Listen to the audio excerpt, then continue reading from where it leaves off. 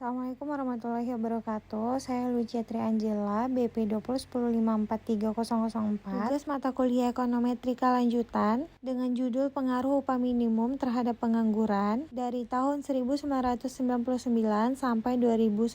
Sedikit latar belakang, negara yang menetapkan paradigma pembangunan manusia memiliki permasalahan yang terjadi di antaranya pengangguran. Faktor yang mempengaruhi pengangguran yaitu karena upah minimum yang masih memiliki perdebatan antara para ekonom. Yang kedua ada definisi pengangguran dan upah minimum. Untuk pengangguran, umumnya pengangguran terjadi karena lapangan pekerjaan yang tidak mampu menyerap pencari kerja yang selalu bertambah. Upah minimum yaitu upah merupakan imbalan yang diterima oleh pekerja dari apa yang telah dikerjakan. Untuk lebih lengkapnya teman-teman bisa baca ya. Ada 6 metode yang saya lakukan untuk mengukur pengangguran terhadap upah minimum. Yang pertama ada uji stasioner, yang kedua uji regresi kointegrasi, yang ketiga error correction, keempat metode vektor autoregresif, 5 uji normalitas, dan yang terakhir impulse response function. Dan ini hasil dan pembahasan yang saya dapatkan dari pengaruh upah minimum terhadap pengangguran. Yang pertama di sini ada uji analisis berganda. Untuk penjelasannya berdasarkan dari slide sebelumnya, terdapat 21 observasi dengan prop besar F sebesar 0,00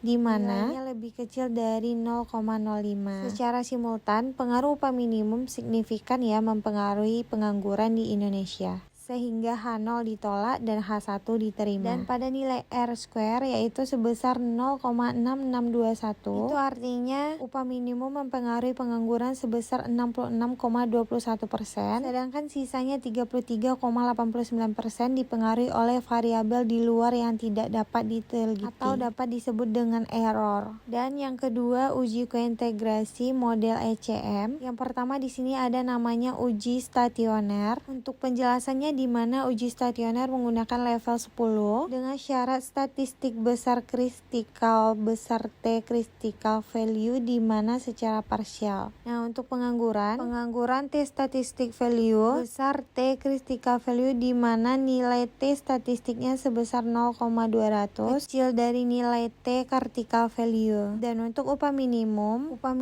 T statistik sebesar 0,751 besar dari nilai T. Selanjutnya, upah minimum di mana statistiknya sebesar 3,551 besar dari nilai T. Dan untuk di mana nilai statistiknya sebesar 3,706 besar dari nilai T. Selanjutnya B yaitu uji kointegrasi, di mana regresi kointegrasi dengan syarat T statistik kecil critical value pada hasil di samping nilai T statistik sebesar 1,886 lebih kecil dari critical value sebesar 4,500. Selanjutnya uji error correction model, di mana dari nilai agresit yaitu sebesar 0,20453 itu berarti terdapat hubungan jangka pendek. Next yaitu D, Johansen Test for Cointegration, di mana uji ini kointegrasi pada rank 1, di mana transstatistik sebesar 8,974 lebih kecil dari nilai critical value sebesar 15,41 sehingga H0 diterima.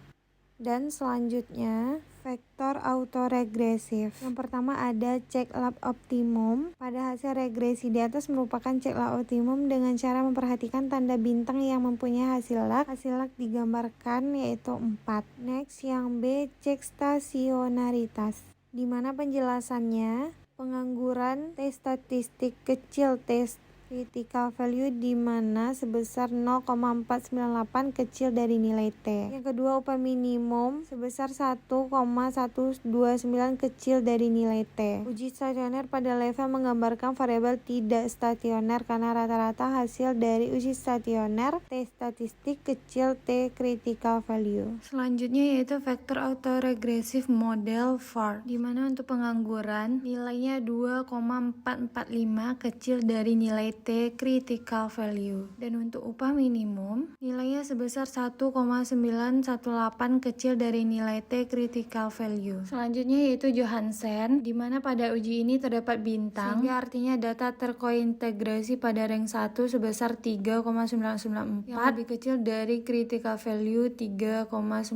maka tidak perlu lanjut dengan menggunakan estimasi VAR. Selanjutnya yang D, cek Granger Causality, di mana hasil estimasi menunjukkan hubungan sebab akibat dari satu variabel lag dengan variabel lain. Dapat dilihat pada tabel di atas menunjukkan bahwa H0 ditolak karena 0,001 kecil dari 0,05, artinya nilai diferensiasi pengangguran pada T sebelumnya bersama-sama menjelaskan nilai diferensiasi upah minimum T saat ini. Selanjutnya yaitu E uji stabilitas, F uji autokorelasi, dan G uji normalitas. H uji influensi responden function, dan terdapatlah hasil grafik seperti ini.